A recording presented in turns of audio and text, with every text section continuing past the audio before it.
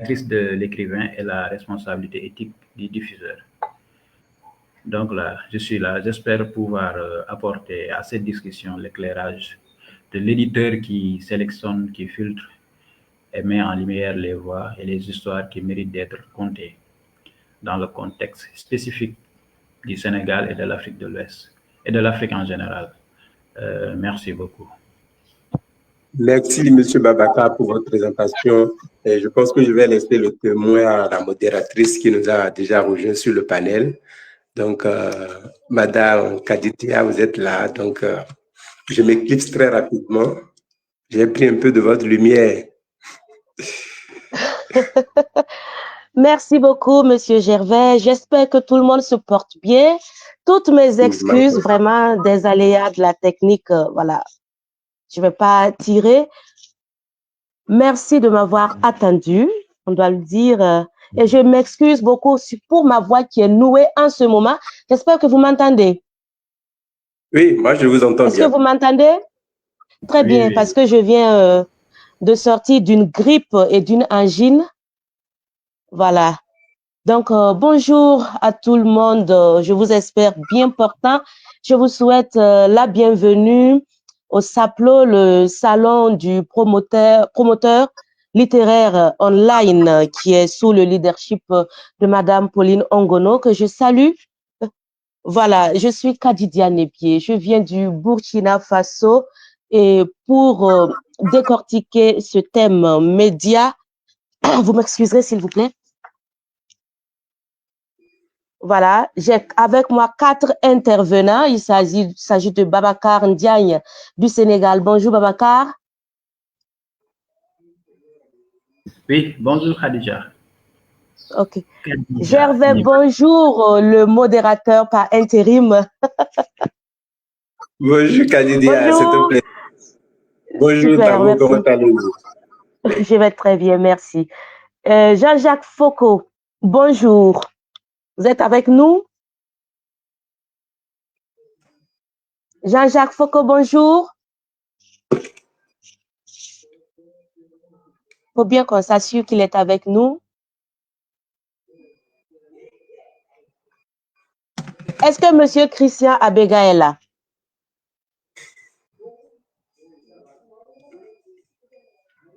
Monsieur Christian, bonjour.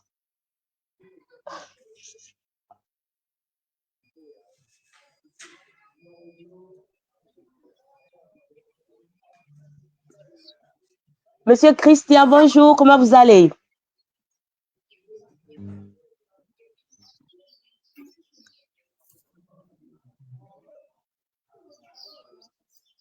Bonjour, Monsieur Christian, vous nous entendez?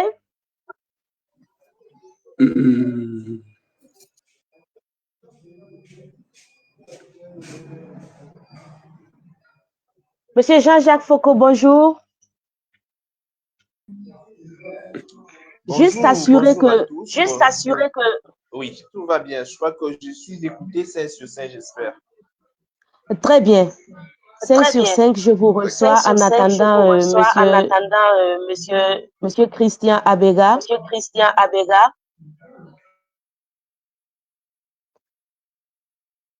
Alors, j'ai l'honneur, en attendant que Monsieur Christian nous rejoigne, j'ai l'honneur de modérer ce thème médias et littérature. Peut-on tout mettre en lumière? Je précise que nous avons 1h30 pour décortiquer ce thème ensemble. Et pour commencer, j'aimerais bien savoir ce que chaque intervenant comprend par ce thème. Gervais, est-ce que tu veux bien commencer, s'il te plaît? Quel est ton entendement de ce thème?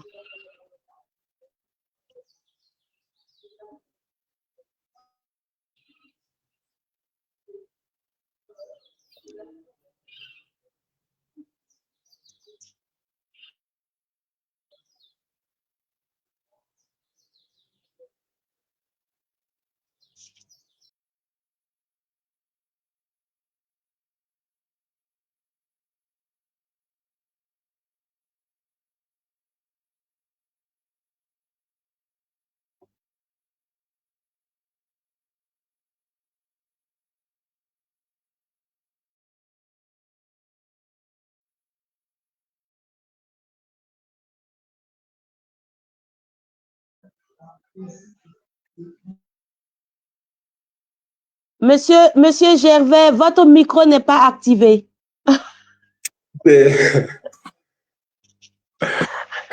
Le micro, voilà.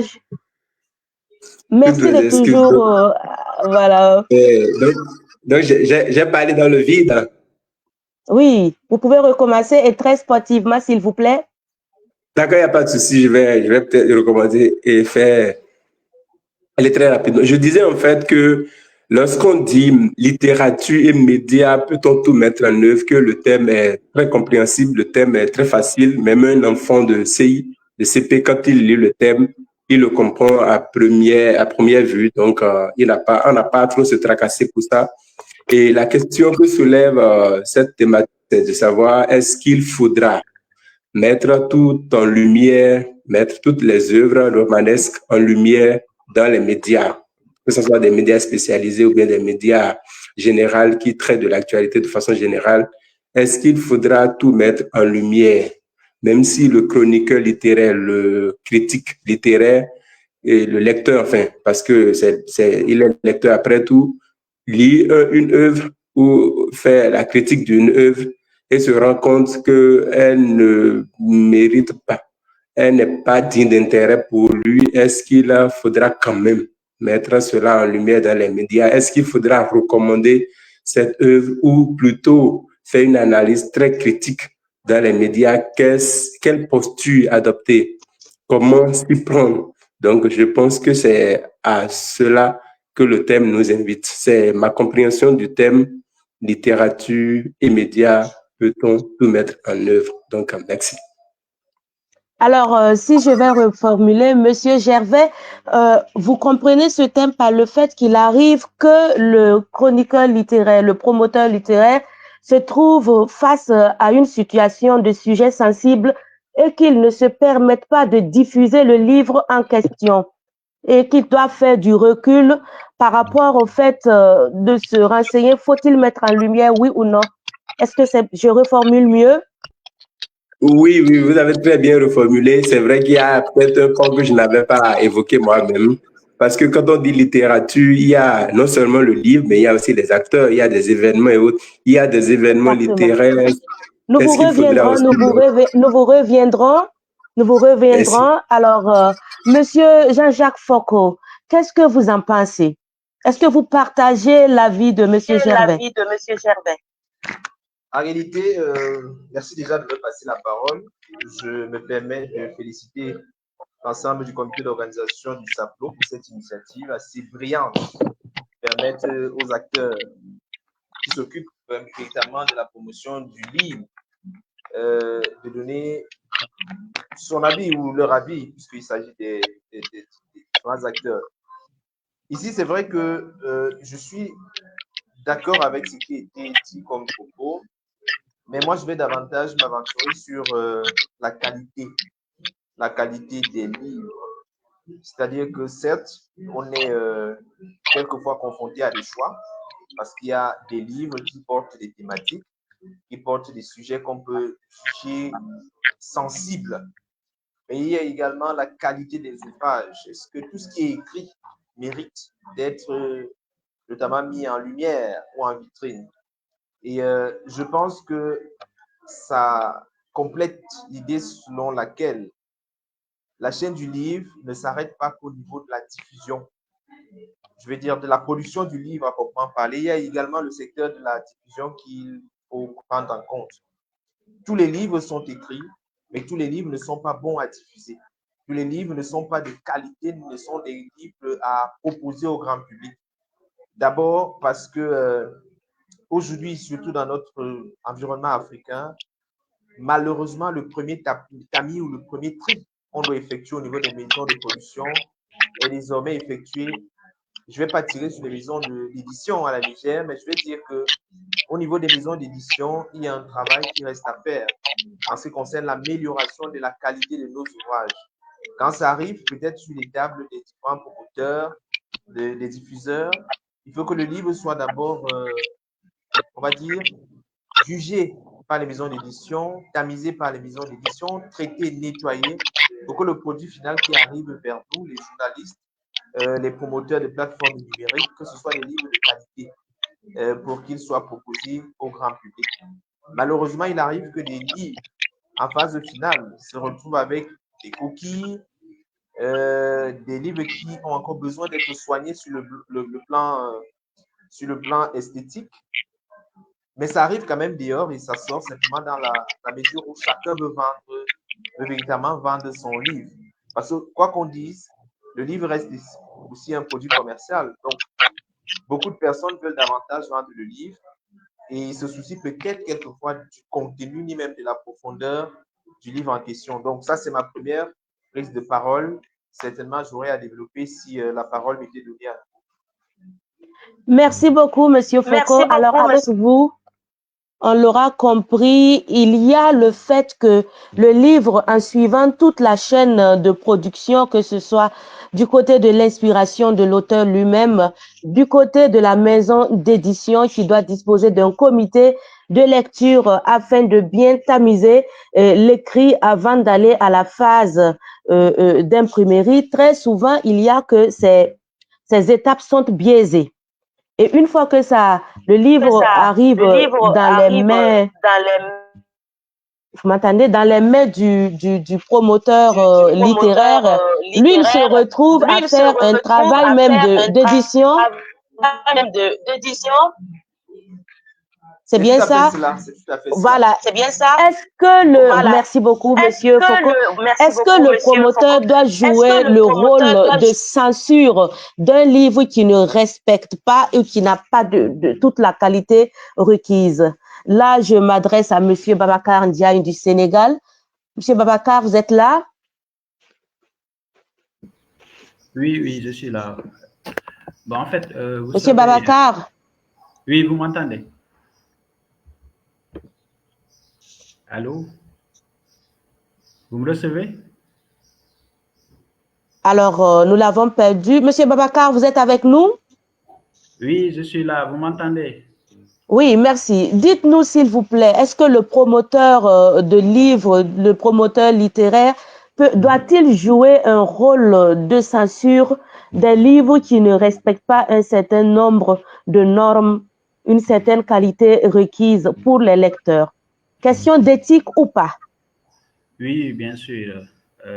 Vous savez, quand un média braque son puissant projecteur sur un livre, il ne fait pas que l'éclairer. Il révèle tous les ombres aussi. Il révèle les ombres. Il y a une responsabilité immense à manier cette lumière. Et la question, c'est jusqu'où peut-on aller sans bousculer jusqu'où peut-on aller sans basculer dans l'inquisition? L'intrusion biographique, je parle de ça. Sommes-nous autorisés à disséquer la vie privée de l'auteur sous prétexte qu'elle a inspiré son œuvre? Oui, l'auteur est le premier prisme de son récit, mais l'éthique nous intime de nous concentrer sur la sève littéraire, pas sur le potin. Notre devoir est d'analyser le lien, non pas de juger la personne. Il y a aussi les thèmes inflammables. Quand un livre touche à la violence, à la mémoire douloureuse ou à la sexualité, le rôle du débat médiatique n'est pas de jeter de l'huile sur le feu, il est d'apporter le contexte, la nuance et l'analyse. La responsabilité est d'élever le débat, d'éviter le sensationnalisme, car la littérature est un miroir complexe et non un simple fait divers. Bon, en somme, la lumière doit éclairer le sens de l'œuvre et son impact social, sans jamais devenir un outil de destruction. Donc, le promoteur littéraire peut jouer le rôle de censeur, peut faire la censure d'un livre. C'est l'équilibre fragile entre la liberté d'expression et le respect de la dignité. Je pense que c'est ça même le rôle fondamental d'un promoteur littéraire.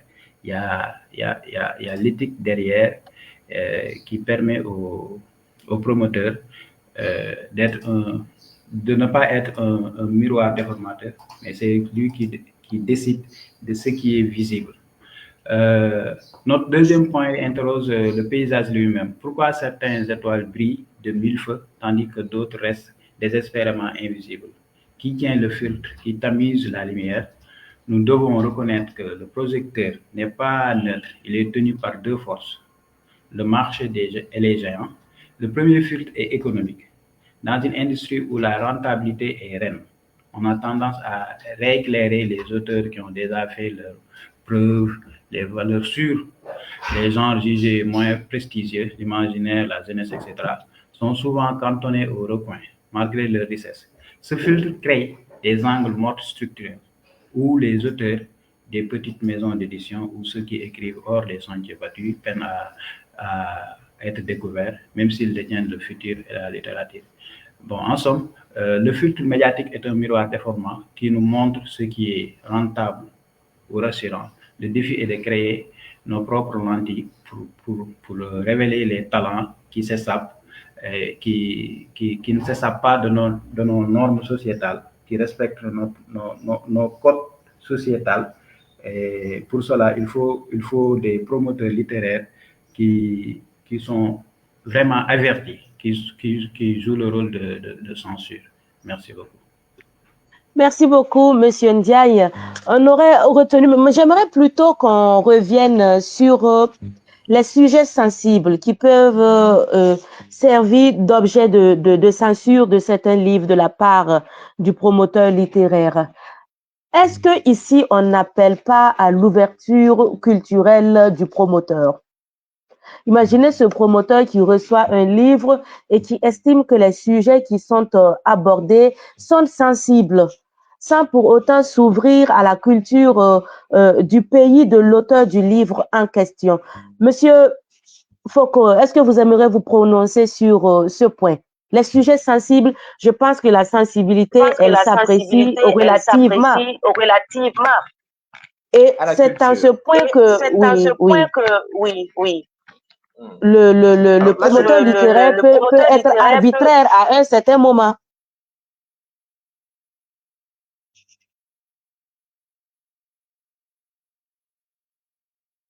Votre micro, Monsieur Foucault. Le micro. Merci. Le micro, encore? Oui, là, merci. c'est bon. Oui, merci. Alors, je sais qu'en ce moment, nous sommes à la croisée des chemins dans une période de dialogue des cultures. Et il y a des sujets, effectivement, qui peuvent être abordés avec beaucoup plus de facilité dans certains points et un peu moins dans d'autres. Moi, je vais prendre le contexte africain. Il y a des sujets qui peuvent, en réalité, faire polémique. Si vous avez un média dans un pays où il y a un certain nombre de lois sur certains sujets, il va bien falloir que vous vous accommodiez parce que, effectivement, moi, je prends le cas des médias radio, télé, audiovisuel, vous avez des organes de régulation qui veillent et qui contrôlent au respect notamment de certaines normes. Alors, si vous abordez certains sujets d'une certaine sensibilité, notamment sur la sexualité, je vais aller sur la sexualité libre, il est normal que vous fassiez taper sur les mains. Donc, à votre niveau, vous, promoteurs culturels, vous avez le devoir, certes, de rester ouvert sur les sujets du monde, mais vous avez également la responsabilité de vous accommoder aux lois de votre pays. Quand je parlais de sexualité ouverte, il y a qui sont contenus dans des ouvrages d'auteurs, peut-être africains de la diaspora, qui envoient le livre vers ici, et cela ne pose aucun problème. Peut-être en France lorsque c'est diffusé, mais ici on prend quand même quelques pincettes. Je vais prendre un exemple simple. Moi, j'avais parcouru le livre de Bogarsa il y a quelque temps, et à l'intérieur, il y a quelques passages qui parlent de la sexualité libre. Et il y a même une scène quelque part où on peut parler d'une partie à trois. Par exemple, je prends cet exemple-là. En Afrique, c'est regardé avec un peu de pincettes. Ailleurs, on en parle parce que la mentalité est autre. Donc, oui, le journaliste et le promoteur culturel doivent regarder le contenu des ouvrages qu'il va proposer au grand public et surtout la cible. Parce que chaque public a ses exigences. Si je m'en vais proposer un livre, et je sais peut-être que mon émission est écoutée par des conservateurs. Quand je dis conservateurs, ça peut être des traditionnels, des personnes qui pensent que on ne va avec un homme exclusivement. Quand je le dis, c'est une norme même sociale, c'est-à-dire qui est reconnue et à côté de ça, appuyée par la loi. Il faut savoir que je ne peux donc pas venir m'asseoir à la radio ou à la télévision pour parler à toute liberté de ces sujets-là parce que ça va fâcher. Donc oui, on peut servir de tamis, mais selon les publics, si je suis sur une plateforme internationale, je sais que là-bas, par exemple, dans un territoire comme la France ou autre, on est un peu moins sensible. Sinon, la pudeur, je veux dire qu'on n'est pas blessé par ce type de sujet. Donc, c'est aussi la responsabilité du journaliste de conserver ces valeurs-là, selon l'endroit où il se trouve, selon le type de public qu'il a en face de lui. Parce que certains sujets peuvent fâcher, soit par méconnaissance, soit simplement par enfermement idéologique, alors que dans le fond, ce ne sont pas des sujets qui méritent d'être gardés sous le boisseau. Moi, je pense qu'on peut aborder, mais nous, on doit également servir de tamis selon l'endroit où on diffuse, on passe le message, selon aussi le public. D'accord. Merci beaucoup, Monsieur Foucault. Il y a Monsieur Abega qui vient de nous rejoindre. Bonne arrivée, tout va bien? Oui, merci beaucoup à vous. J'espère que de vous écouter vraiment bien. D'accord, très bien. Est-ce que Monsieur Gervais est avec nous? Oui, je suis là. Je suis avec beaucoup d'intérêt. D'accord. Merci beaucoup. Monsieur Gervais, est-ce que vous pensez, par rapport à ce que Monsieur Foucault vient de dire, est-ce que le rôle des médias dans la promotion de la littérature n'est pas surestimé? Est-ce qu'on ne demande pas beaucoup aux médias dans la promotion de la littérature?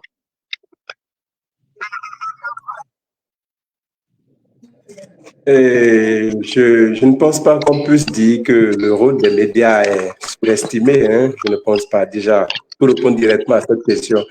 Mais pour être un peu plus focus sur la question de départ et surtout sur l'intervention de M. Foucault, si vous l'entendez bien, il a évoqué un aspect très délicat des médias. Déjà, les médias aussi sont sous censure. Donc, les médias ont des autorités de régulation. Quand ce que vous publiez, ce n'est pas parce que c'est le contenu d'un livre que vous allez vous permettre de publier un livre de n'importe quoi ou des contre-valeurs sociales.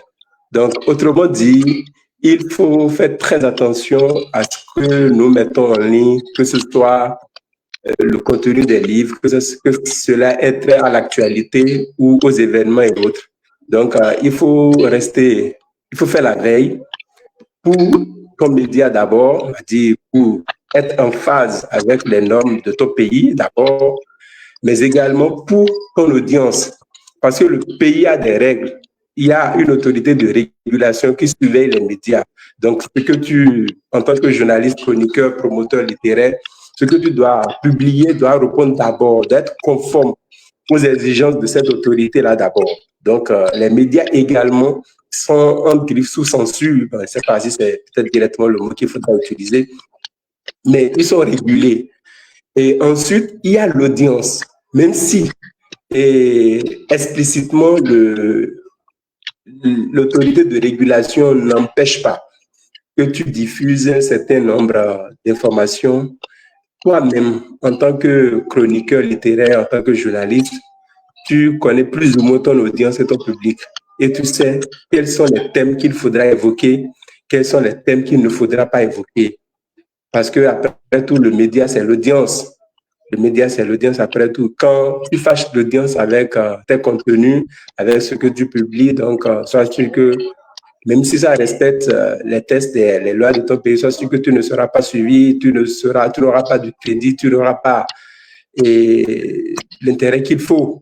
Donc, déjà, il y a ces deux pressions que le chroniqueur, ou du moins ces deux aspects, que le chroniqueur et critique littéraire doit tenir compte dans la promotion de la littérature, des ouvrages.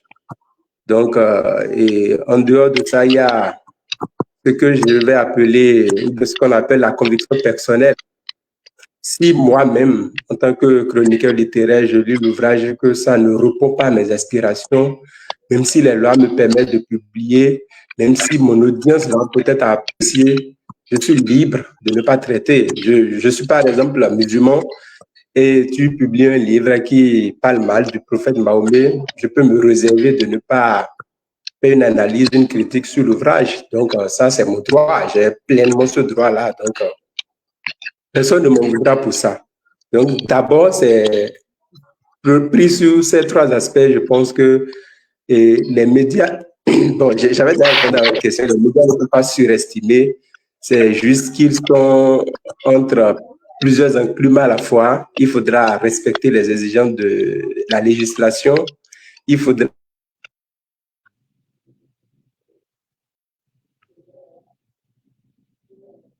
On vous entend plus, Monsieur Gervais?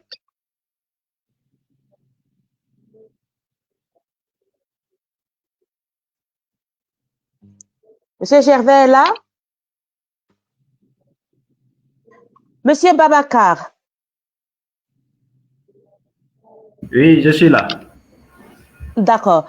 Que pensez-vous des propos de Monsieur Gervais par rapport à la législation et surtout cette conviction personnelle de ne pas promouvoir ou de ne pas mettre en lumière ou diffuser un livre qui ne répond pas, qui ne convient pas à ses convictions personnelles? Est-ce que ce n'est pas arbitraire quand on sait bien que l'information est un droit et que ce qui est contenu dans les livres, ce sont aussi des informations et que les lecteurs qui sont le public ici ont aussi droit de savoir, quoique ça n'épouse pas la conviction personnelle du promoteur et du diffuseur.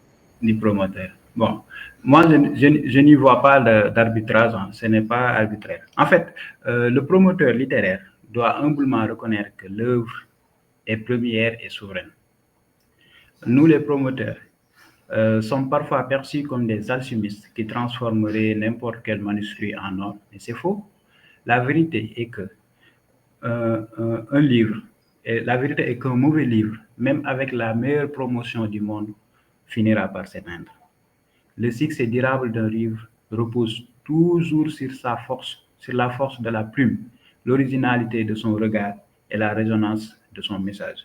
Ce que l'écrivain seul apporte, tout ça que je viens d'énumérer, la force de la plume, l'originalité du regard et la résonance du message, c'est l'écrivain seul qui apporte ça.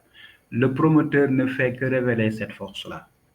Donc, pour revenir sur la question de tout à l'heure, le rôle donc du média est surestimé si l'on croit qu'il crée la valeur. Toutefois, je défends l'idée que notre rôle est crucial car la littérature qui n'est pas lue est une lumière sous les boisseaux. Aujourd'hui, dans un marché saturé par l'information et le divertissement instantané, le promoteur et le média en général est le pont qui relie la création au public. C'est comme un guide, un éclaireur. Sans la sélection et la mise en avant des promoteurs et des médias culturels, comment un lecteur en Afrique pourrait-il découvrir un roman d'un jeune auteur à Ouagadougou, à Douala, ou le recueil de poésie d'un autre de la diaspora? Nous sommes les passeurs de frontières et les défriseurs d'horizons. Il y a aussi l'établissement du dialogue. Le promoteur littéraire ne vend pas seulement des livres, il lance des conversations. Il crée le contexte social, le débat critique qui permet au livre de passer du statut d'objet privé à celui d'acteur public dans la société. Voilà. Bon, en somme, oui, nous ne sommes pas des créateurs et ce serait un piège de croire que nous le sommes.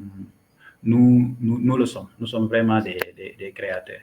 Mais si nous voulons que la littérature continue d'être un pilier de la réflexion et de la dignité de notre peuple, nous avons besoin de la caisse de résonance des médias et de l'énergie des promoteurs pour faire en sorte que les grandes œuvres trouvent leur chemin et leur place dans la lumière. Nous sommes les serviteurs de la littérature, mais pas ses maîtres. Et ce service est vraiment essentiel. Merci beaucoup, Monsieur Ndiaye. J'aimerais que vous me dites, Monsieur Abega, vous êtes avec nous? Le micro. Voilà. Est-ce que concrètement, il vous est arrivé de refuser de diffuser un livre? Un exemple concret, où vous avez refusé de diffuser. Bon, nous concernant, je n'ai pas d'exemple concret, mais concernant un camarade, bien évidemment, dans la mesure où, selon son objectif, en réalité, il prône des ouvrages ou des positions littéraires qui visent à sensibiliser, qui portent sur les valeurs africaines. Donc, s'il n'a pas tendance, ou bien s'il n'entre pas dans son axe-là, il n'est pas trop dans ça. Mais moi, de ma part, je pense que c'est un peu carré, dans la mesure où la promotion littéraire se catégorise comme cette axe-là qui est censée être mise en lumière et qui met en avant d'abord la richesse. C'est pas parce que toi, tu as ton comportement, bien ta pensée subjective, que automatiquement l'œuvre est mauvaise ou bien ne sera pas appréciée par d'autres personnes. Merci. Monsieur Foucault, que pensez-vous donc du lien entre l'éditeur et le diffuseur? Est-ce que très souvent, ce n'est même pas des négligences éditoriales qui entravent la diffusion ou tout simplement qui bloquent la diffusion de certains livres? Alors, ce que je vais dire, c'est que chacun doit faire son travail. J'ai quand même entendu dire que, désolé, hein, ce que le livre peut être de mauvaise qualité ou de bonne qualité. C'est vrai, si c'est que les livres sortent parce qu'ils sont de mauvaise qualité, ça veut dire simplement qu'au niveau de l'édition, le travail n'a pas été fait convenablement. Quand je dis, ce n'est pas nécessairement les idées recherchées, mais c'est la façon de présenter les idées. Parce que quelque part, il n'y a pas de mauvais livre, mais peut-être l'approche qui fait problème. Le traitement d'un thème, d'un sujet. Je crois que c'est essentiellement là. Et les éditeurs, malheureusement, éditeurs et promoteurs littéraires, moi je vais parler d'un contexte que je connais, le Cameroun et l'Afrique, ont du mal à faire bon mariage. Je ne sais pas pourquoi, peut-être c'est parce que l'environnement est encore comme il est. Lorsqu'on publie un livre, ce n'est pas pour garder le livre sous la table. Il faut proposer le livre au lecteur. Et l'un des moyens les plus efficaces, c'est notamment de mettre le livre sur les plateformes de diffusion, radio, télé, également sur des sites ou des blogs ou des personnes qui vont proposer le livre au grand lecteur. Malheureusement, jusqu'à aujourd'hui, les éditeurs semblent se dire que dès qu'on a fini d'éditer le livre, dès que le produit final est là, disponible, c'est à l'auteur de se débrouiller, si possible, pour faire la promotion. Alors, je pense que c'est même à ce moment-là que le travail, la dernière partie du travail commence. Parce que si vous avez un bon livre, on n'en parle pas. Personne ne sait que le livre existe. Les médias ont la chance de toucher facilement les masses. Tout le monde aujourd'hui possède un smartphone, donc il est possible que si vous ayez une page de promotion du livre, qu'en passant, les abonnés puissent s'abonner et se fidéliser à vos contenus. Et du coup, on est au courant de la proposition des livres que tel ou tel autre éditeur. Peut-être aussi, il faut connaître que les mentalités sont difficiles. Les éditeurs, quelquefois, peuvent penser que les promoteurs sont soit des concurrents, soit devraient acheter leur contenu pour faire la promotion de leur propre livre. Donc, c'est assez compliqué. Et tout à l'heure, j'ai écouté tout à l'heure dire que il y a eu une surévaluation des médias. Je crois plutôt que c'est le contraire en Afrique. Parce que si vous regardez bien, la plupart des grands concours littéraires qui sont connus dans le monde, ces concours ne sont connus que grâce aux médias. Parce qu'on en parle sur des plateformes publiques. C'est pour cette raison notamment que c'est connu. Si on n'en parle pas, si on ne débat pas, si on ne présente pas ces livres, personne ne sait que le livre existe. Ce n'est pas des faiseurs de stars. C'est qu'il faut à la base de bons contenus. Et les promoteurs littéraires, qu'est-ce qu'ils font avec de bons contenus? Ils proposent au grand public. Donc, si les éditeurs font leur travail, qu'ils nous proposent des contenus de bonne qualité, parce qu'ils ont un comité de lecture, de relecture et tout, et que le produit final arrive sur la place. Monsieur Foucault, vous avez 30 secondes pour conclure, s'il vous plaît, afin qu'on fasse un tour clair de cette question, s'il vous plaît. Moi, je crois que vous avez dit l'essentiel. Vous avez vraiment dit l'essentiel. Il faut un bon maillage entre éditeurs et promoteurs littéraires pour que, effectivement, les produits littéraires soient connus et vulgarisés davantage. Merci beaucoup, Monsieur Foucault. Monsieur Gervais, dites-nous, s'il vous plaît, est-ce que la diffusion, elle fait partie des prérogatives ou des tâches essentielles de l'éditeur? Et déjà, j'ai souvent des réponses tranchées, hein, donc je vais commencer par dire non. Pour la plupart de nos maisons d'édition en Afrique, en tout cas au Bénin, je prends le cas du Bénin parce que je ne connais que le Bénin. Quand j'analyse le paysage littéraire,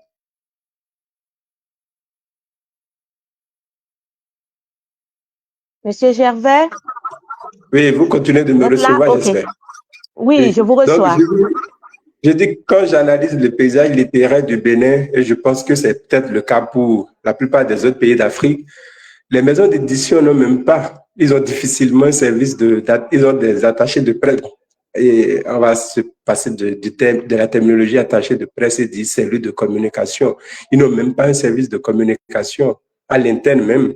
Donc, ce qui montre déjà qu'ils n'ont pas forcément une volonté de faire la promotion de leurs livres et de leurs auteurs. Ça, c'est un premier point. Le deuxième point, c'est même si éventuellement ils ont un community manager pour animer leur page Facebook et j'en passe, ils ont de difficultés à avoir un partenariat ou du moins à travailler avec les médias sur place, que ce soit des médias généralistes ou bien des médias spécialisés. Donc, parfois, c'est même aux promoteurs littéraires, aux chroniqueurs littéraires de s'approcher encore de ces maisons d'édition ou de ces auteurs pour les accompagner dans la promotion de leurs œuvres. Donc, je ne pense pas que, surtout en Afrique, parce qu'en Occident, je pense, pour ce que je vois, c'est un peu différent, c'est légèrement différent. Donc, en Afrique, on n'accorde pas trop de crédit à la promotion littéraire et autres. Donc, alors qu'on parle de chaîne. Merci, Monsieur Gervais. Je me tiens là à vos propos. Monsieur Babacar Ndiaye, on l'aura compris avec Monsieur Gervais que le diffuseur doit être un maillon essentiel de la chaîne du livre. Il doit être indépendant. Il n'est pas donné à l'éditeur de s'occuper de la communication du livre, encore moins à l'auteur, mais l'auteur, tout comme l'éditeur, peuvent s'attacher des services essentiels du diffuseur qui va, comme un parfum, vulgariser l'œuvre un peu partout et puis la faire voyager. Qu'en est-il du cas concret du Sénégal? Comment le diffuseur est-il perçu? Quelle est sa place? Comment est-il apprécié? Bon, vous savez, ici au Sénégal, il n'y a pas assez de diffuseurs. Par contre, il y a des éditeurs et diffuseurs en même temps. Mais le problème que nous rencontrons, le problème est d'abord logistique et infrastructurel. Il y a les réseaux de librairies qui est limité au Sénégal, par exemple, y compris les pays de la sous-région. Le réseau de librairies est souvent peu dense, concentré dans la capitale, à Dakar, les grandes villes, contrairement à l'Europe. Il n'y a pas de système bien établi de petites librairies couvrant l'ensemble du territoire. Et puis, il y a le coût de transport qui est élevé. Distribuer des livres d'un pays à l'autre, je parle de l'Inter-Afrique, est extrêmement coûteux et complexe à cause des barrières douanières, du mauvais état des routes et de l'absence de distributeurs panafricains structurés. Et puis il y a le cas de l'exportation. Pour l'éditeur sénégalais, exporter vers le marché européen, en France, en Belgique, est souvent nécessaire pour la viabilité économique. Mais les coûts logistiques, les remises exigées et la difficulté d'obtenir un référencement efficace auprès des distributeurs du Nord rendent cette démarche très difficile pour les petites structures. Mais aussi, j'aimerais bien souligner le défi du numérique. L'édition numérique est souvent citée comme une solution, mais elle présente ses propres défis sur le continent, notamment au Sénégal. Il y a ce qu'on appelle la fracture numérique. Si le mobile est omniprésent, l'accès au débit et aux dispositifs de lecture numérique, les liseuses restent inégales, souvent même réservées à une élite urbaine connectée. Et puis, il y a la piraterie. Donc, pour l'éditeur, la diffusion est synonyme de survie. Le risque de stockage, de surstockage même, je vais dire. Les éditeurs africains ont souvent des tirages cumulés pour éviter le surstockage. Une hantise due à un manque de canaux de vente fiables. Un livre qui dort dans un entrepôt est une perte sèche. Donc, la promotion du livre, la distribution efficace est la base de toute promotion. Sans un réseau de distribution fiable, les efforts de promotion médiatique et littéraire, comme ceux de Sénégal, peuvent se traduire en vente réelle sur l'ensemble, ne peuvent se traduire en vente sur l'ensemble du territoire. Donc, la diffusion n'est pas une simple annexe des préoccupations de l'éditeur au Sénégal. Elle est la boulot d'étranglement qui empêche la pleine expression et la viabilité de l'industrie du livre au Sénégal et sur le continent. C'est pourquoi de nombreuses initiatives comme les associations des éditeurs, les plateformes numériques, se concentrent avant tout sur la création de ces réseaux de distribution qui font cruellement défaut au Sénégal. Merci beaucoup. Monsieur Abega, vous êtes avec nous. Vous avez suivi avec intérêt l'intervention de Monsieur Ndiagne. J'aimerais que, en quelques mots, vous nous dites, voilà, il y a Natacha Odona qui dit, il faudrait peut-être que les autres ferment leur micro quand une personne s'exprime pour éviter les bruits parasites. Est-ce que vous pouvez en tenir compte? Les micros sont fermés. Merci. Et là, je m'adresse à Monsieur Abega. Voilà, est-ce qu'on peut dire que la promotion de la littérature en ligne qui se fait par les réseaux sociaux, les numériques et autres, a remplacé les médias traditionnels dans la promotion de la littérature? Qu'en est-il chez vous? Monsieur Abega? Alors, Monsieur Gervais, voudrez-vous bien répondre à cette question?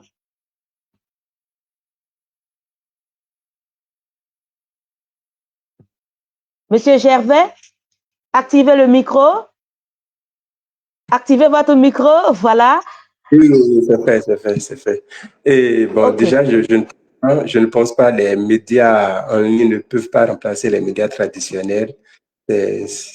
Enfin, en tout cas, pas pour l'instant.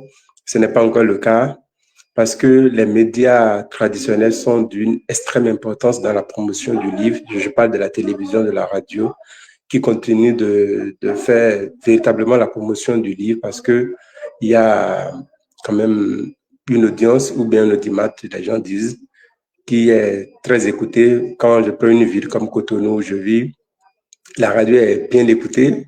Quand tu fais la promotion de ton livre à Radio Bénin ou dans les radios de la place, les gens vont t'écouter, ils vont pouvoir comprendre le contenu et tout le reste. Et puis, il y a pas mal de chroniqueurs littéraires sur nos antennes de télévision et il y a même un grand prix littéraire qui récompense ces médias, ces journalistes voilà, qui interviennent dans les médias, surtout dans les médias traditionnels parce que ici chez nous, les médias en ligne ne sont pas vraiment ce qu'il faut. Donc, on ne peut pas dire que les médias, avec l'expansion des médias en ligne, que les médias traditionnels s'éclipsent. Non, pas du tout. C'est juste que il y a peut-être un vide. Il y a un vide que les médias en ligne occupent.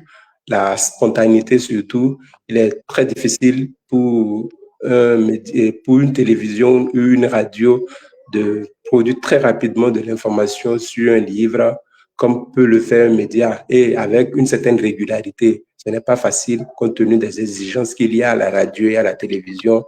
C'est pas du tout facile. Moi-même, j'ai été chroniqueur à la radio et j'en fais quelque chose.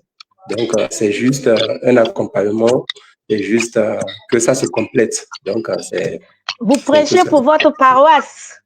Bon, Monsieur Gervais, là vous prêchez pour votre paroisse. Et j'aimerais bien savoir, Monsieur Abega qui nous a rejoint, qu'est-ce que vous en pensez? Parce que de plus en plus sur les réseaux sociaux, il y a des médias en ligne exclusivement orientés sur la promotion de la littérature. est-ce qu'on peut prétendre à ce que ces derniers sont en train de prendre la place des médias traditionnels en ce qui concerne la diffusion littéraire? En réalité, nous ne pouvons pas dire que ces médias en ligne ou ces nouveaux médias, par exemple, les catégories dans la catégorie de l'étude. Ils ne peuvent pas prendre la place des médias où d'autres qui vont juste que la tendance du numérique est de plus en plus. Et dans ce sens,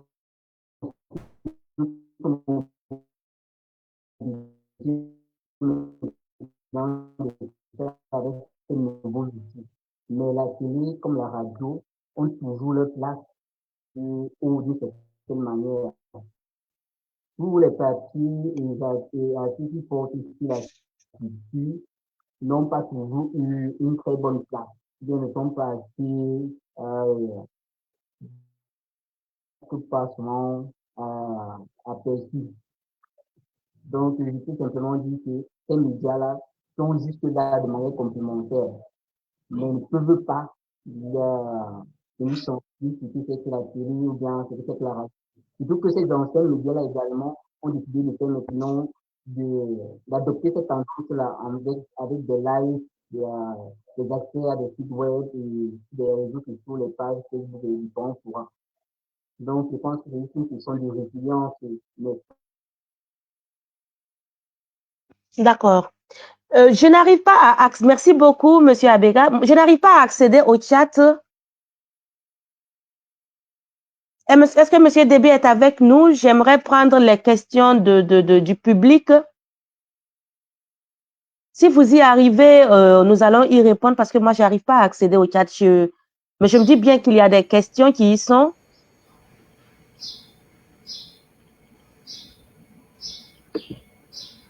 Oui, il y a des questions. Il y a M. Jean-Pierre Noël Batoum qui dit que la préoccupation ne devrait-elle pas être comment promouvoir les livres dans notre continent, comment faire connaître les auteurs contemporains et comment récupérer notre espace littéraire.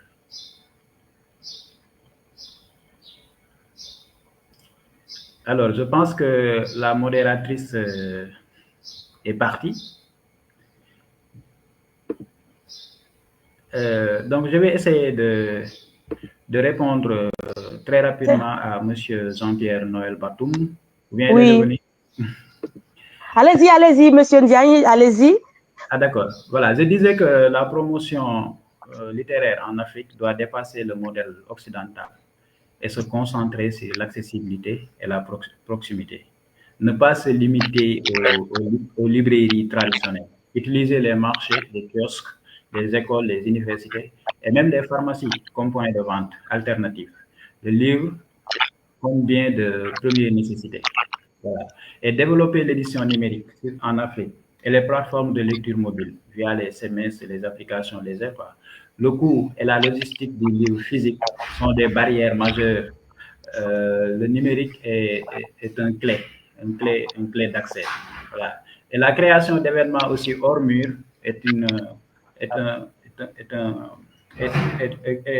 peut résoudre beaucoup de problèmes. Organiser des caravanes de lecture, par exemple, caravanes du livre, qui se déplacent des capitales vers les régions et les zones rurales, mettre en place des lectures publiques ou des bibliothèques de rue pour rendre le livre plus visible là où les gens vivent et se rencontrent. S'appuyer aussi sur la tradition orale, utiliser les médias de masse accessibles à tous, comme la radio, lecture quotidienne, les débats, le théâtre de rue, le slam, transformer la promotion en performance culturelle. Et l'autre question, c'est comment faire connaître les auteurs. Oui, s'il vous permettez, Monsieur Foucault va y répondre. Merci beaucoup, Monsieur Ndiaye. Merci pour ces pertinentes propositions pour l'accessibilité et la proximité du livre à son public qui est le lecteur. Oui, Monsieur Foucault, pour répondre à la prochaine sous-question, je vois comment faire connaître les auteurs contemporains. Sous-question, je vois comment faire connaître les auteurs contemporains. Bon, c'est vrai que j'ai des soucis à vous écouter, je ne vous écoute pas parfaitement, mais je vais quand même répondre. Comment faire pour, en réalité, faire connaître nos auteurs contemporains? Je pense qu'il faut simplement intensifier ce qui se fait déjà en ce moment. Il existe sur les médias traditionnels des plateformes de promotion du livre. Il faut multiplier ces plateformes-là, que ce soit à la télévision ou à la radio. Je continue à penser que si on parle du numérique, le numérique, ce n'est qu'une suite, ce n'est que la continuation de ce qui se fait déjà en fait. Si dans les médias traditionnels, on a plus d'émissions de littérature, un peu comme on a les émissions de musique, un peu comme on a les émissions de sport, un peu comme on a les émissions de débat sur l'économie et autres, on arrivera à impacter le grand public. Certainement dans vos pays respectifs, il existe effectivement des émissions de littérature, mais si vous regardez dans différents médias, vous allez vous rendre compte qu'il n'y en a pas assez. Il n'y en a pas assez. Le livre n'est pas dans tous les contenus. Le livre est dans quelques contenus seulement. Et ça peut être ennuyeux aussi, dans la mesure où ceux qui détiennent les livres, tout à l'heure, M. Batou disait, comment le faire? La promotion ne va pas se faire sur un seul pan, ou par un seul individu, ou par une seule entité. Il est question que l'ensemble des acteurs de la chaîne du livre se mettent ensemble pour créer des plateformes adéquates. Si vous avez créé une émission de littérature, par exemple à la télévision, vous devez avoir l'accompagnement effectivement des maisons d'édition qui vous proposent des contenus. Lorsque je dis l'accompagnement, c'est que les éditeurs participent à crédibiliser ces plateformes-là parce qu'on sait que là-bas, on a des livres qui sont édités par un tel ou par un tel, des livres qui ont été toilettés, qui ont été traités.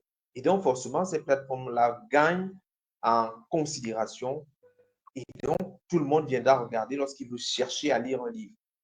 Tout à l'heure, j'ai entendu parler du numérique. Le numérique est une opportunité utilement utilisée. Si on arrive à mettre à profit, à capitaliser ces plateformes-là, Facebook, que ce soit TikTok et autres, il y a plusieurs espaces là-bas où on fait de la promotion de la littérature avec des approches totalement différentes. Moi, j'ai vu des personnes qui font des contenus, des capsules, on vous présente un résumé d'un livre, on vous raconte le contenu d'un livre, du moins les thèmes qui sont abordés avec manière, et ça vous pousse nécessairement à aller lire le livre. Donc, il faudrait plus de plateformes de promotion du livre, que ce soit dans les médias traditionnels, que ce soit même sur le numérique. Et ça, maintenant, c'est avec la collaboration des éditeurs, qui, pour la plupart, en ce moment, sont des commerçants. C'est-à-dire que lorsqu'on a fini de produire un livre, le travail ne s'arrête pas là. Il faut aller un peu plus loin. Il faut vraiment aller un peu plus loin. Vous devez avoir dans votre carnet d'adresses tous les présentateurs d'émissions de littérature, que ce soit, là, je vois plusieurs pays qui sont représentés. Ça veut dire qu'ici même, on doit pouvoir contacter, même par courriel, par mail, les différents promoteurs de littérature pour pouvoir mettre en avant ces livres, proposer des contenus intéressants. C'est une chaîne, tout le monde doit se compléter, chère dame. Merci beaucoup, merci pour cette solidarité. Il faut noter exactement qu'il y a un faible partenariat entre promoteurs littéraires. Et là, c'est un problème parce que je voyais que la dernière question de M. Batoum, c'est comment récupérer notre espace littéraire. Monsieur Gervais Dag, est-ce que vous pensez que l'espace littéraire est occupé par d'autres personnes et que ce n'est pas donné à tout le monde? Et comment on doit le récupérer? Qu'est-ce que vous en pensez? Merci beaucoup. Je pense que j'ai une idée de la dernière question de M. Batoum. Et oui, on peut dire que l'espace littéraire africain est occupé par d'autres parce que quand on va sur Internet aujourd'hui, et ce qu'on voit le plus, c'est-à-dire, il ne faut pas qu'on se monte, hein, c'est les prix d'automne, c'est-à-dire le prix Goncourt, Médicis, tout ça. Donc, l'espace littéraire africain et même les œuvres qui ont été publiées en Europe, même si c'est publié par des Africains, généralement des Africains de la diaspora. Donc, pris sous ce angle, je pense qu'on peut penser que l'espace littéraire africain n'est pas suffisamment occupé par les Africains, surtout contemporains. En dehors des classiques que nous lisons souvent, Une pièce sans fin, Le Chant du lac et tout le reste, les jeunes auteurs, les auteurs contemporains, ils ont une voix qui ne résonne pas. Et je ne pense pas que ça dépend d'eux. Je ne pense pas qu'ils ont voulu ne pas être connus. Je vois des auteurs contemporains qui font beaucoup d'efforts pour leur promotion. C'est, comme l'a dit M. Jean-Jacques Foucault tout à l'heure, la responsabilité d'abord des éditeurs, qui sont pour la plupart des commerçants. Donc, très peu un esprit entrepreneurial, c'est-à-dire ils sont très peu concernés même par la promotion du livre. Et puis, quand ils finissent d'éditer, ils impriment un certain nombre d'exemplaires, trouver un canal, un réseau de distribution pour libérer, machin, et récupérer un peu de sous. C'est-à-dire ils sont beaucoup plus concentrés sur le profit, le bénéfice et la promotion, même l'espace même littéraire, comment occuper l'espace, c'est très difficile. Ils ne contactent même pas, que ce soit des médias traditionnels ou même des médias en ligne. Ils ne font même pas suffisamment d'efforts pour se faire entendre. C'est vrai, peut-être qu'on dira qu'en Afrique, il n'y a pas, si je dis de n'importe quoi, hein, il n'y a pas un réseau de journalistes très dynamique. Hein. Je sais qu'il y a un réseau de critiques littéraires, mais bon, c'est comme ça, quoi. Donc, on ne voit pas trop les Africains présents et sur Internet et même dans les médias traditionnels. Donc, il faut vraiment un effort en ce sens, que ce soit de la part des promoteurs. Parce que les promoteurs, pour la plupart, je pense que ils fonctionnent sur leurs propres moyens. Je ne sais pas si certains d'entre eux ont un financement public pour faire leur travail.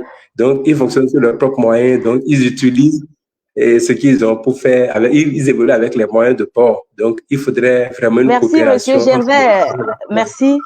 Alors là, vous me donnez une très belle occasion d'éclairer un peu la lanterne de Monsieur Batoum sur cette question de comment récupérer cet espace littéraire qui leur revient. Le problème est que très souvent, le livre n'est pas perçu comme un produit qui a besoin de communication pour atteindre ces différentes cibles. C'est ce qui est déplorable. Je parle de mon cas, peut-être ici au Burkina Faso, peut-être que vous pourrez le partager ou le nuancer, parce que très souvent, les gens n'ont pas encore compris, surtout les auteurs, que le livre, après l'édition, est un produit qui doit continuer à voyager. Et pour voyager, il faut quelque part du carburant, du kérosène, des moyens financiers. Et c'est cette partie qui est occultée. Et très souvent, on reproche aux diffuseurs d'être sélects. Je ne sais pas si un d'entre vous a déjà eu ce reproche, on lui a déjà fait cette remarque. On reproche souvent à certains éditeurs, à certains promoteurs d'être sélects.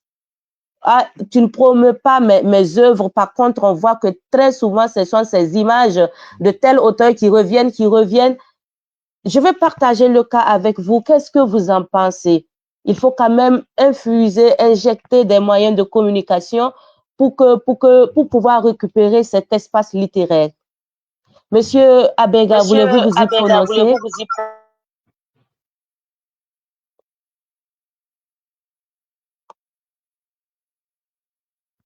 Monsieur Abega, il semble que les dieux de la technique ne sont pas avec vous aujourd'hui. Monsieur Ndiaye, voulez-vous y répondre? Oui, bon. Récupérer l'espace littéraire avec des moyens financiers, bien sûr. Je suis tout à fait en phase avec vous et avec les réponses de M. Gervais. Et j'aimerais aussi ajouter 2 points qui me paraissent essentiels sur cette question. C'est ce que j'appelle la décolonisation de la critique littéraire africaine. En fait, il faut insister pour que les œuvres soient d'abord lues, évaluées et débattues par des critiques africains. Des critiques africains qui comprennent les référents culturels, linguistiques et historiques du texte. Le regard extérieur ne doit pas être la seule validation. Et le deuxième point, c'est la promotion des langues nationales et locales. Reconnaître l'écriture dans les langues africaines est une partie centrale de notre patrimoine littéraire. Le promoteur doit trouver les moyens de publier, de traduire et de valoriser les œuvres, même si le marché est initialement plus restreint, mais c'est un acte de résistance culturelle. Donc, récupérer notre espace littéraire, ce n'est pas seulement publier plus de livres, c'est affirmer que nos histoires sont essentielles, que nous avons le droit de les raconter, de les lire, de les éditer et de les critiquer, surtout par nous-mêmes. Voilà, par des Africains et pour les Africains. Édité par des Africains, lu par des Africains et critiqué par nous-mêmes.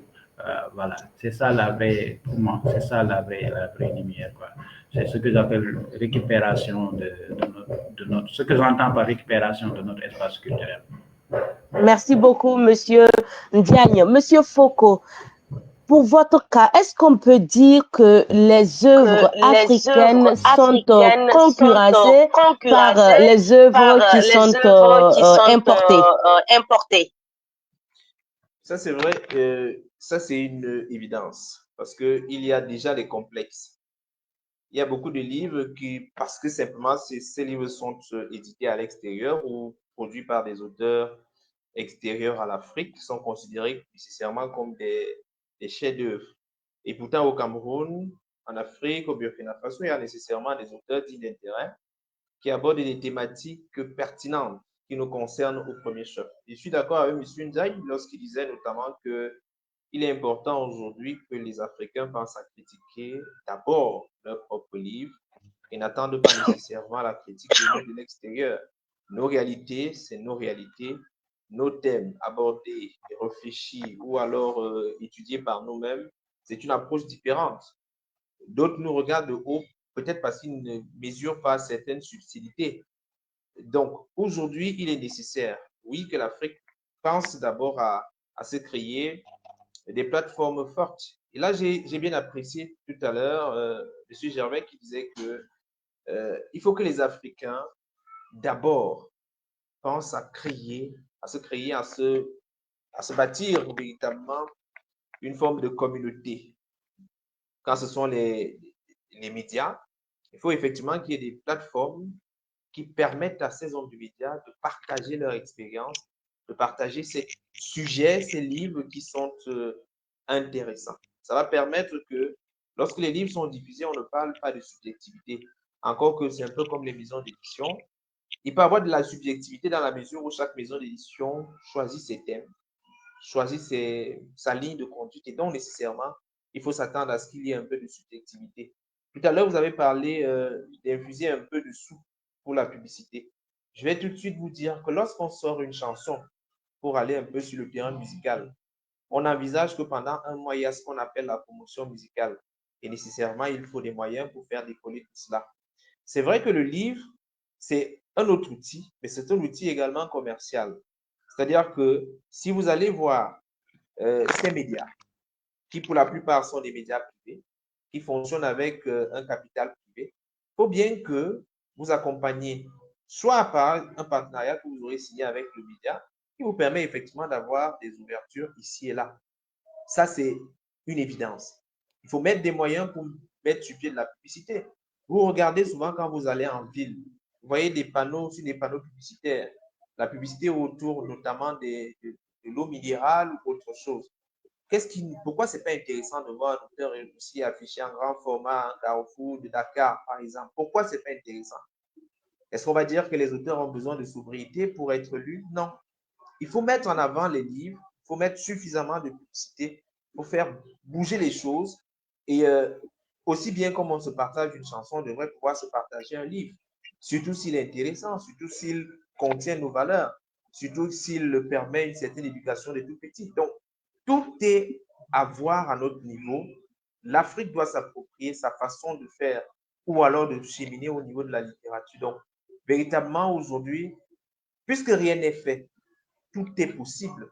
Il faut partir véritablement de quelque part pour arriver là où on veut aller. Moi, je pense que c'est nécessairement dans ce sens-là qu'il faut retravailler pour notamment permettre que la littérature soit davantage au premier plan des intérêts, parce que reconnaissons-le aussi, les Africains, je ne vais pas dire ne lisent pas, mais lisent peu, ou ne lisent pas assez, lisent peut-être pas complexe.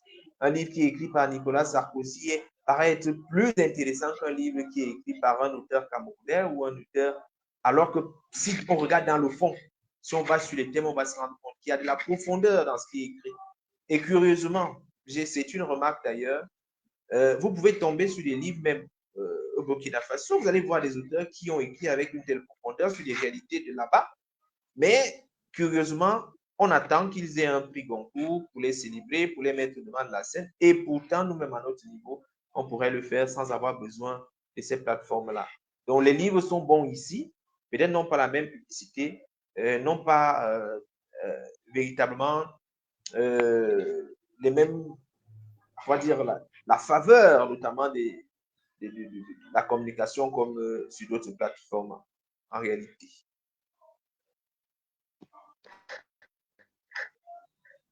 Désolé. Oui, j'avais terminé. Je disais simplement que... J'imagine que mon modérateur par intérim, a suivi. Donc, je vous laisse la parole à présent. Ok, monsieur Foucault, allez-y. Il a fini, hein, il a fini son exposé. D'accord.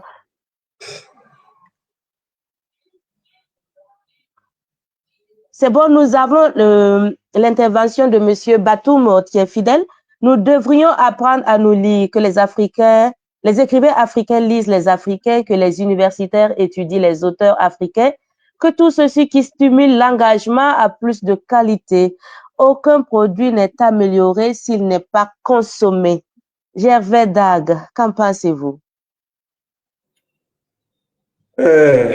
C'est clair, hein? C'est pour ça, de plus en plus, il y a, je ne sais pas, c'est le cas au Bénin, je ne sais pas si c'est le cas dans les autres pays, il y a même un mois de consommation local. Le mois d'octobre au Bénin, c'est le mois de consommation local. Donc, du terroir, il faudra valoriser les innovations de terroir. Et c'est la même chose aussi pour les ouvrages au programme, parce que quand moi j'étais encore au collège, je n'ai pas totalement les statistiques, mais je pense que plus de 50%, pour ne pas dire 110% des ouvrages au programme n'étaient pas forcément africains ou bien n'étaient pas béninois. Donc, si je reviens béninois, je dirais que les Africains eux-mêmes, même eux-mêmes le savent. Ils ont de difficultés à consommer les produits de leur terroir. Peut-être pas complexe ou bien peut-être pas jalousie. Ça peut arriver, on se dit, mais lui, il est qui pour produire une œuvre de telle qualité? Mais quand il reçoit l'approbation d'une personne extérieure, ah, mais c'est une très bonne œuvre.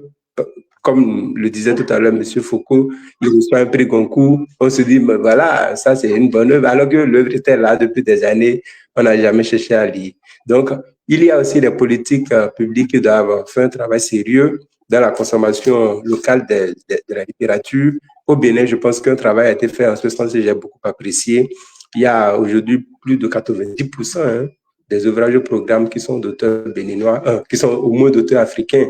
Donc ça, c'est déjà un grand pas. Si dans nos bibliothèques publiques, les bibliothèques nationales, départementales et autres, il y a suffisamment d'œuvres d'auteurs africains, du Bénin, par exemple, du Burkina Faso, du Sénégal, du Mali, de la Guinée, de l'Algérie et de tous les autres pays d'Afrique, je pense que cela va stimuler davantage les jeunes esprits, les jeunes que nous, à lire africains et à découvrir les ouvrages de la littérature africaine.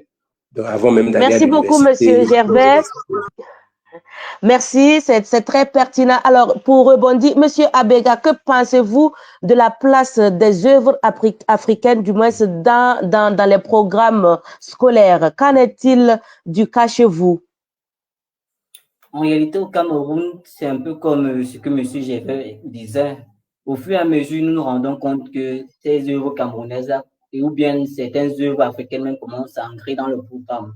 Nous, par exemple, à nos époques, on étudiait la Croix du Sud, par exemple, Madame Bovary, mais ce n'est plus le cas. Actuellement, dans les programmes littéraires de l'enseignement secondaire, on rencontre des œuvres comme Le Petit Joe, Enfant de rue, d'Evelyne Koudingolais. Donc, je pense que c'est quelque chose qui se fait au fur et à mesure. Et je pense également que c'est selon la chaîne, parce que si on parle du cas que l'œuvre littéraire part de la rédaction, l'édition, l'impression, la diffusion, la distribution et tout ce qui va par la suite. Je pense que chaque acteur, y compris les pouvoirs publics et les politiques publiques, est censé faire quelque chose. Et c'est ça qui fait en sorte qu'au final, on peut avoir le résultat que nous tous nous espérons avoir. Ça veut dire lire africain, produit africain, surtout dans la mesure où, pour écrire, on s'inspire souvent de ce qui est déjà ou bien de ce qui existe bien avant ce que l'on a eu à produire. Donc, je pense que c'est déjà mis en marche et que ça peut aller juste en s'améliorant. Merci beaucoup, monsieur Abega. Lire africain, produire africain et surtout diffuser africain. Monsieur Ndiaye, que pensez-vous qu'il faut réunir comme condition pour que le diffuseur africain, le promoteur littéraire africains soient vraiment dans des conditions optimales pour exercer, et ce, pour le bonheur de toute la chaîne du livre? Qu'est-ce qu'il faut réunir? Quel appel vous lancez à qui au juste? Bon, je pense que je vais insister encore sur ce que j'appelle décoloniser la critique littéraire en Afrique. Et avant ça aussi, je vais parler de soutenir l'édition africaine indépendante. Par exemple, il faut prioriser les maisons d'édition africaines. Ces structures sont les mieux placées pour choisir les thèmes pertinents, prendre des risques avec les jeunes auteurs et fixer des prix abordables. Et pour ce faire aussi, il faut faciliter les coéditions sud-sud. Par exemple, un livre peut être édité ou bien coédité par un éditeur burkinabé et un éditeur camerounais, ou bien par un éditeur béninois et un éditeur sénégalais. Donc, faciliter les coéditions sud-sud pour que le livre d'un pays francophone se diffuse facilement chez son voisin sans passer systématiquement par la France ou bien par l'Europe. Et le deuxième point, c'est insister pour que les œuvres soient lues. C'est le point de vue de M. Batou. Que les œuvres soient lues d'abord, mais évaluées et débattues par des critiques africains. Parce que ce sont ces critiques eux-mêmes qui comprennent les référents culturels, linguistiques et historiques du texte africain. Le regard extérieur ne doit plus être la seule validation pour nous Africains. Tout à l'heure, on parlait aussi de la question cruciale qui est de la concurrence structurelle des éditeurs, bien des médias occidentaux. Bon, c'est là que la concurrence occidentale est écrasante. L'hégémonie de la distribution. La grande majorité des circuits de distribution en Afrique, librairies principales, réseaux de distribution, sont souvent dominés par des groupes d'édition occidentaux ou des filiales qui importent massivement des titres venus d'Europe ou nord-américains. Les conséquences sont les livres occidentaux qui bénéficient d'un meilleur placement en rayon, les prix subventionnés et les campagnes de promotion plus importantes, les rendant plus visibles et souvent plus accessibles des petites maisons d'édition locales. Merci beaucoup. Alors, Monsieur Gervais, que faut-il pour que la chaîne, le maillon de la diffusion, soit très bien portante et très efficiente pour le bonheur du livre africain? Et déjà, je pense que la question la plus importante, il ne faut pas encore se voir la face, c'est le financement. Et le financement, mais également, vous parlez, parce que vous parlez des médias en ligne, donc je ne voudrais pas aller trop sur le champ de M. Babaka, parce que son développement est très intéressant pour ce qu'il dit, mais c'est beaucoup plus du ressort de l'édition. Donc, je ne vais pas reprendre tout ce qu'il a déjà dit de très intéressant. Je dirais plutôt qu'il faut que les médias soient forts. Les médias publics, par exemple, ils sont forts. Ils ont les moyens, enfin, plus ou moins, ils ont les moyens pour faire ce qu'ils peuvent faire. Malgré ça, ils ont de difficultés à faire la promotion des ouvrages sur leurs antennes, les chaînes de télévision, dans les radios. Donc, qu'en est-il alors des médias en ligne qui sont pour la plupart des initiatives privées financées par leurs promoteurs eux-mêmes? C'est très difficile. Donc, la question du financement se pose avec acuité. Et quand on dit financement, est-ce que c'est les auteurs qui vont contribuer à ce financement ou bien les maisons d'édition? Est-ce que les éditeurs, les réseaux d'éditeurs en Afrique francophone ne peuvent pas peut-être s'entendre ou bien débattre de ces sujets-là pour élaborer pour leur propre maison d'édition, pour leurs auteurs, des politiques de communication efficaces avec bien sûr l'accompagnement, avec bien sûr la validation, bien, je ne sais pas trop, des médias en ligne, des promoteurs de médias en ligne. Donc, il faudrait une franche collaboration. Peut-être on pourra exploiter cette piste-là pour le financement. Il y a également les gouvernants. Ça, c'est le dernier recours. Eux, ils n'agissent qu'à la dernière minute. C'est quand ils se disent qu'il y a de l'intérêt, qu'il y a tant, donc qu'ils interviennent.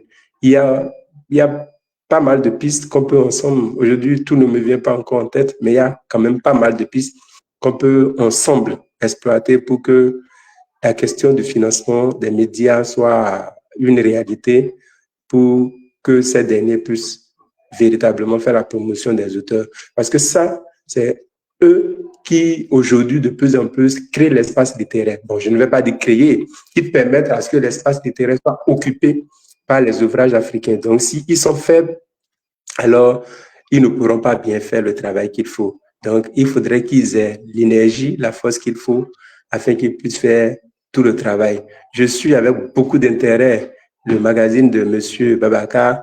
Je vois le très grand travail qu'il fait, mais je ne sais pas comment il est financé. Et il ne va pas me dire qu'il n'a pas de difficultés pour faire fonctionner son magazine. Vous également, madame, mais bien, je vous suis très bien, Ladika. Et puis, c'est vrai que je pense que M. Foucault doit être journaliste d'un média public, je ne sais pas trop, ou bien un média privé, audiovisuel et autres. Donc, vous avez déjà du financement, vous avez déjà beaucoup d'argent, donc vous n'êtes pas concerné. Vous avez déjà beaucoup d'argent, donc vous n'êtes pas concerné. Merci pour cette parenthèse du riz. Vous voyez, la question du financement, elle est quand même épineuse. Il faudrait comprendre aussi que la diffusion, elle est tout comme n'importe quelle aventure entrepreneuriale. Il faut qu'elle fonctionne avec des ressources humaines, de l'énergie et surtout avec des finances. Monsieur Foucault, que pensez-vous de la responsabilité financière de l'auteur dans la diffusion et la promotion de ses œuvres, sans inclure l'éditeur? Alors là, c'est une question assez complexe. D'abord, je vais rassurer Gervais. Je ne suis pas d'un média public. Je travaille effectivement dans une radio privée à Yaoundé au Cameroun. Donc non, il n'y a pas de subvention particulière. On ne reçoit pas un agent particulier pour faire de la promotion. Je crois que c'est davantage la passion pour la lecture qui nous a amené à continuer cette activité. Maintenant, la responsabilité financière de chaque auteur. J'aimerais dire que ça va fonctionner exactement comme ça fonctionne pour le cas éditeur-auteur. C'est-à-dire qu'à un certain moment, il faut bien que l'auteur, auprès des promoteurs littéraires, à défaut de manifester, je vais dire financièrement, une certaine volonté de faire avancer les choses, il est peut-être intéressant, moi je pense, que lorsque le contrat est conclu avec l'éditeur à son niveau, que ce dernier puisse également penser à la suite. Parce qu'avec l'auteur, c'est pas souvent évident. C'est pas évident. Dans la mesure où, au Cameroun particulièrement, les contrats d'édition, c'est davantage l'auteur qui s'en occupe. Je veux dire que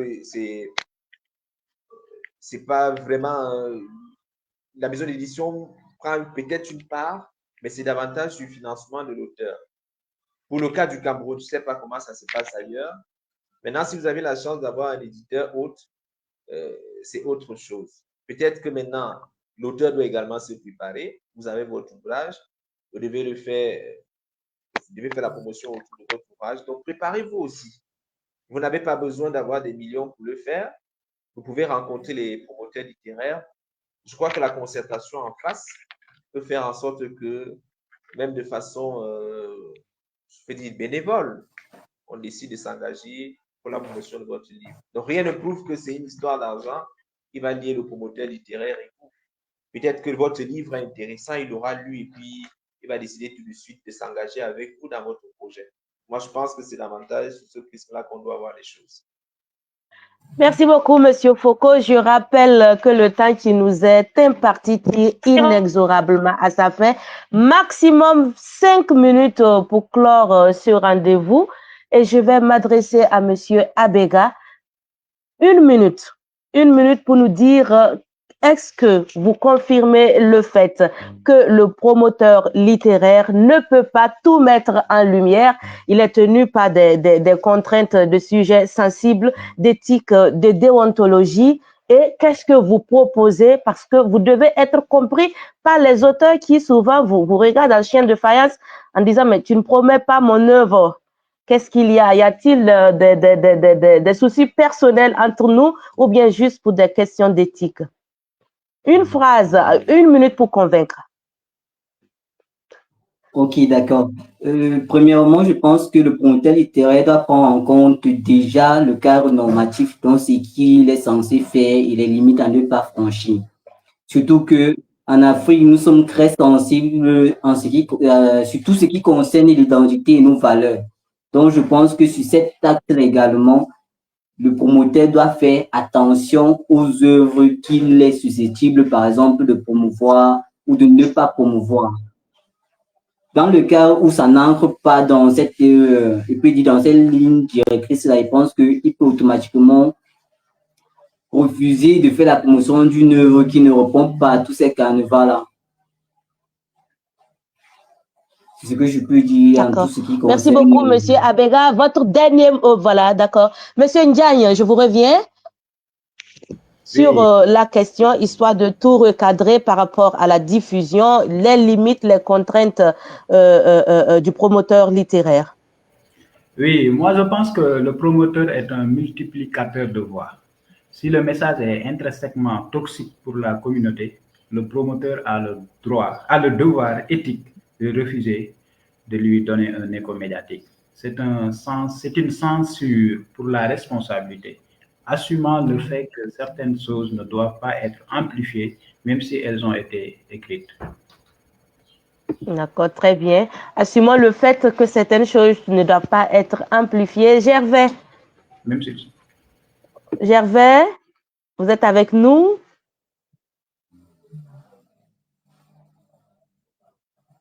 Alors, Monsieur Foucault, vous êtes prêt?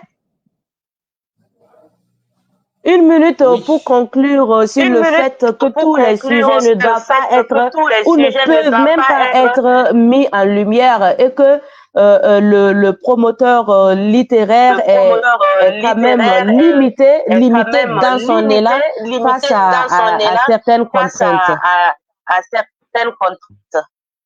Je crois que tout a été dit. C'est-à-dire qu'il est question d'abord au niveau du promoteur de veiller à ce que la qualité des contenus, la profondeur des contenus respecte également aussi bien la loi que la démarche éthique qu'il souhaite passer dans ses plateformes. Ça, c'est la première responsabilité. Maintenant, aussi, la dernière chose que je peux dire, c'est qu'il faudrait que aussi bien les éditeurs que les auteurs puissent travailler en symbiose dans le sens de la promotion de la littérature, surtout africaine. Merci beaucoup. Monsieur Gervais, il nous a rejoint ou pas encore? Monsieur Gervais, il nous reste pratiquement 2 minutes. Donc, vous avez maximum 45 minutes pour conclure. C'est très sportif, mais allez-y, je vous fais confiance. Je vous dis merci. Je dis merci aux organisateurs pour tout. À vous également, la modératrice, pour l'impeccable travail que vous avez réalisé. Est-ce qu'on peut tout mettre en œuvre? Est-ce qu'on peut tout mettre en lumière? Je pense qu'on a déjà répondu suffisamment à la question et on est tenu par des contraintes éthiques, morales, déontologiques et même financières. Mais l'autre question qui se pose pour finir, est-ce qu'on a vraiment les moyens pour tout mettre en œuvre? D'accord. Est-ce qu'on a vraiment les moyens pour tout mettre en œuvre? C'est ça la question, parce qu'un chroniqueur littéraire, combien de livres pourra-t-il lire par mois? 2, 3 points médias, comment les gérer, tout ça. Donc, voilà. A-t-on les moyens pour tout mettre en œuvre? Mais avec la question des finances, ce problème peut être résolu. Avec la question des finances, s'il y a beaucoup plus de finances, vous, promoteurs littéraires, vous allez engager toute une équipe capable de lire au moins 5-10 livres par mois. Et donc, plusieurs livres pourront être mis en lumière. Donc, la question revient. Alors, nous tirons vers la fin. Il nous reste 1 minute pour clore ce débat intéressant. Médias et littérature, peut-on tout mettre en lumière? Je rappelle que nous avions comme intervenant Monsieur Alain Foucault, je pense qu'il est du Cameroun. Il y a Gervais Dag, le fondateur de Livre du Livre. Il faudra qu'il nous explique ce que ça veut dire après. Et il y a Monsieur Babacar Ndiaye du Sénégal avec le magazine Ndiaye Mag et Monsieur Abega. Je vous dis merci pour tous ces échanges pertinents, riches, et merci à tous les contributeurs. notamment Monsieur Pierre Batoum, dont je retiens le nom. Merci pour les contributions. Merci à tous de nous avoir suivis. C'était un plaisir. Je suis Kadidia Nebié, fondatrice de la DICA, le média du livre. Et à très bientôt. Encore merci à Madame Pauline Ongono pour ce saplo. Il aurait fallu le créer s'il n'existe pas. Merci à tous. Est-ce qu'on peut s'applaudir? Est-ce qu'on peut se dire au revoir?